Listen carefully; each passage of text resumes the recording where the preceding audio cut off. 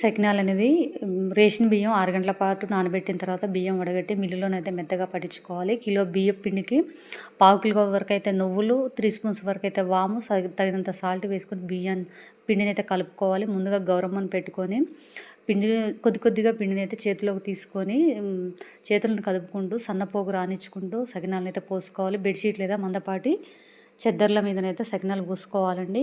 Kilo వరకైతే oil పోసుకొని సన్న ప్లేట్ మీద సకినాలు తీసేసుకొని 2 వైపులా దోరగా కాల్చుకోవాలి.